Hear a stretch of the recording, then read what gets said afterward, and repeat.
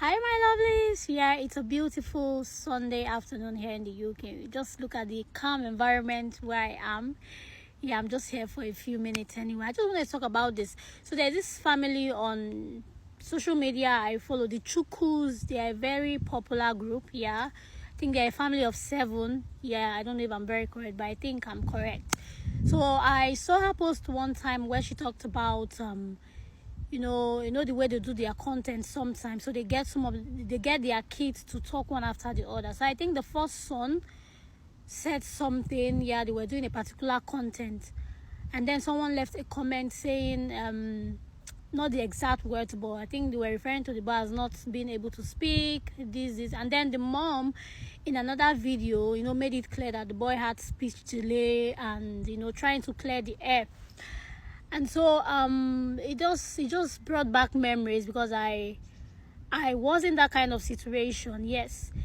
And it dealt with me so much because it's something I never expected. And to think that I mean, I didn't grow up in an environment where, or it's not something I've experienced before, so it was a whole lot on me, and it really affected me. It affected me in a way, yeah, in some ways. And there was a time I was always coming on live here to talk about, the whole speech delay thing, because it was until I came to the UK that I got so informed about such kind of situation, because sometimes you even end up having kids who are autistic, but that's by the way.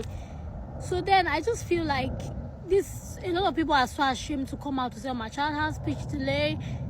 It's not something to be ashamed of. I mean, at this point, I feel like it should be something that everyone is aware.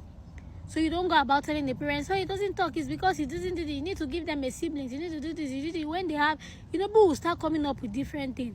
And I also want to make it clear that speech delay is different from autism. Yes.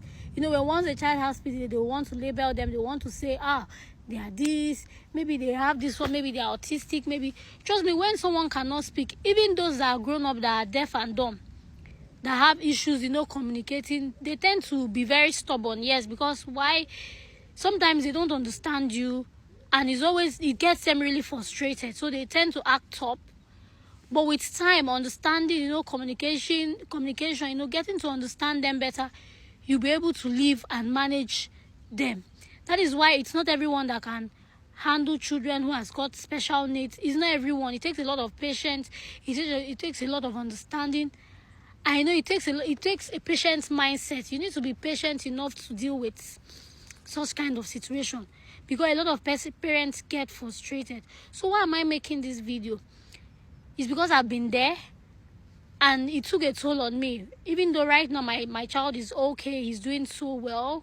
So it just gave me that understanding that every child is different, and some might take longer to develop, and some might just, and to think that his milestone was really fast. Like, from walking, I never had any issues with him, but boom, speech delay just came. And what really frustrated me more was when he started going, because when we were at home there was no issues, but the moment he started nursery, started going to school, that was when my whole problem began. Because imagine taking a child to school and they're telling you he's not yet settled, he's not yet this, he's not yet that, you need to bring him for 1 hour, and I work, I still have another one that I need to look after. I'm going to pick him after 1 hour, and then I'm going back to school again to pick the other one, because I'm the only one. You can imagine the frustration, the stress. I mean, I know what I experienced. I know what I went through. I'm able to talk about it because, everything is fine, I'm okay. But then, every time I look back, I'm like, I didn't have to go through that much stress, because I had to change him from the school and everything. And now he's in a better place. And for once, those people, the new school where he is, they didn't stress me. Like, they didn't give me a headache. It was so easy to work with them. They were so understanding. They knew his needs, and they made sure to provide, make provision for him. And everybody was good. That doesn't mean there were no days he had meltdown, or there were no days he was difficult. But then they knew how to handle him. They had a strategy for him, which is what I felt, or I think the previous nursery where he was should have done, instead of making me go through that much, to even think that I was working. Like, I used to work in that school. So the treatment I got is something I do not wish on my Even if I have an enemy out there, I don't wish on them. So when you see a parent, it's not every child who has speech delay that is autistic. It's not every child who has speech delay that has ADHD. It's not.